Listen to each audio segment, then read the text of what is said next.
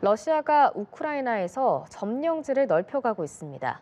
본격적인 겨울을 앞두고 가스 시설에도 무자비한 폭격을 가하는 모습인데요. 우크라이나는 에너지 확보에 총력을 다하고 있습니다. 최진경 기자입니다. 파편이 널브러진 주택가 사이로 군인들이 러시아 국기를 펼쳐 보입니다. 현지 시간 16일 러시아군은 우크라이나 자포리자에서 정착지 2곳을 점령했다고 밝혔습니다. 최근 러시아는 겨울 난방의 생명줄이었던 우크라이나의 가스관에도 맹폭을 이어가고 있습니다. 유럽에 가스를 수출하는 경로였던 만큼 그간 공격을 자제해왔지만 올 초 운송 계약이 끝나면서 보호할 이유가 사라진 겁니다.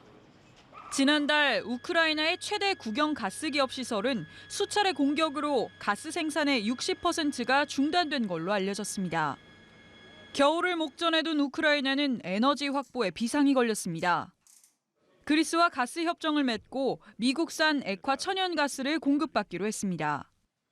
양국은 다음 달부터 내년 3월까지 계약을 이행할 전망입니다. Який ми підготували на цю зиму, щоб забезпечити Україну газом. І ми зможемо отримати енергетику зі Сполучених Штатів Америки. Ми вдячні.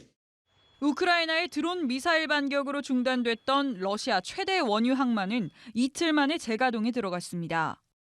한때 국제 유가가 2% 넘게 급등하기도 했지만 수출이 재개되며 공급 우려를 덜었습니다. 한편 전쟁 4년차 러시아는 추가적인 재정을 마련하기 위해 증세에 나섰습니다. 내년 1월부터 부가세를 2% 더 올려 최대 약 18조 원의 추가 세수를 확보한다는 계획입니다. 연합뉴스TV 최진경입니다. 러시아가 우크라이나 에너지 기반 시설 등에 대한 공습을 이어가면서 4명이 사망하고 발전소의 전기 생산도 중단됐습니다. 현지 시간 8일 우크라이나 당국은 러시아군이 지역 사회로부터 전력과 물, 난방을 빼앗았고 중요 기반 시설을 파괴했으며 철도망을 부쉈다고 비판했습니다. 당국에 따르면 동부 드니프로에서 러시아군의 드론 공습에 9층 건물이 부서지면서 3명이 사망하고 12명이 다쳤습니다.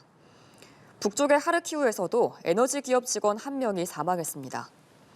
우크라이나 국영 에너지 업체 센트레 에르고는 전쟁 발발 후 최대 규모의 공습을 받았고 이에 전력 생산을 중단했다고 밝힌 상황입니다.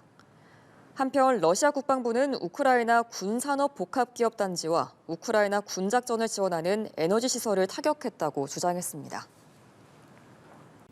현지 시간으로 2일 러시아 남부 흑해 연안의 석유 시설이 우크라이나의 드론 공격을 받았습니다.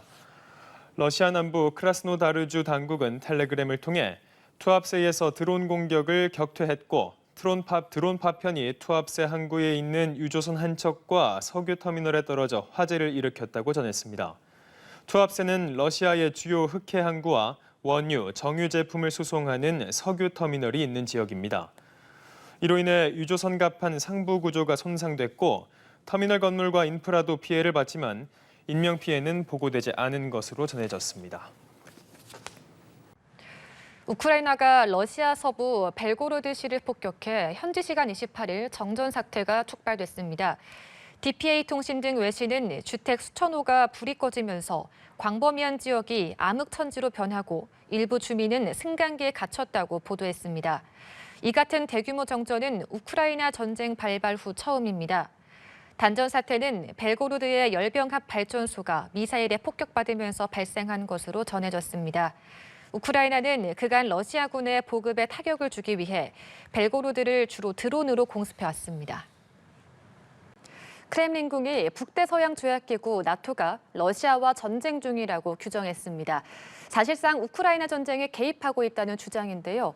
도발을 이어가는 러시아에 맞서 유럽 국가들은 제재 방안을 고심하는 모습입니다. 강은나래 기자입니다. 러시아는 자국 드론이 폴란드와 루마니아 영공에 침범했다는 주장에 근거가 없다며 거듭 일축했습니다. 그러면서 나토를 겨냥해 러시아와 전쟁 중인 것으로 판단한다고 밝혔습니다. 전쟁에 사실상 개입하고 우크라이나와의 대화를 방해하고 있다는 주장입니다.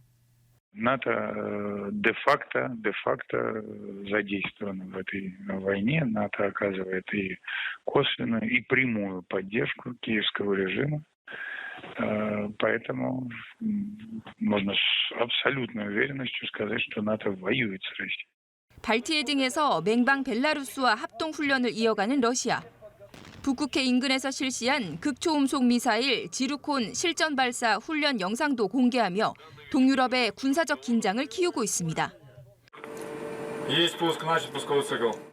유럽국들은 러시아가 수위를 조금씩 높여가며 대응을 살펴보는 계산된 도발을 하는 걸로 판단합니다.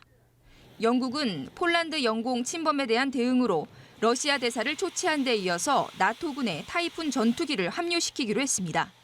We must continue to ramp up the pressure on Putin. 유럽연합은 19차 대러 제재 패키지를 곧 마련할 거라며 미국 등 파트너국과 조율할 것이라고 설명했습니다. 다만 도널드 트럼프 미국 대통령이 러시아산 에너지 거래 중단 등 유럽의 제재 강화를 선결 조건으로 요구하는 점이 부담입니다. And I'm willing to do sanctions, but they're going to have to toughen up their sanctions commensurate with what I'm doing. 이 경우 일부 회원국은 에너지 가격 급등과 경제적 타격이 예상되는데 외신들은 트럼프 대통령이 과거에도 조건부 위협을 해놓고 실제 행동하지 않았던 사례가 있다는 지적을 내놓기도 했습니다. 연합뉴스 TV 강은나래입니다. 러시아 서부 바시키르 공화국의 한 정유시설이 무인기 공격을 받아 화재가 발생했다고 로이터 통신이 보도했습니다. 바시키르 공화국 수반 라디 하비로프의 성명에 따르면 현지 시간 13일 석유기업 바시네프트의 정유시설 상공에서 드론 한 개가 격추되며 불이 났습니다. 하비로프는 피해 규모가 제한적이며 사상자는 없다고 전했습니다. 블룸버그 통신은 우크라이나가 드론으로 러시아의 정유소와 석유 수출 시설에 대한 공격을 확대하고 있다며 전장을 넘어 러시아의 경제까지 타격하려는 것이라고 설명했습니다.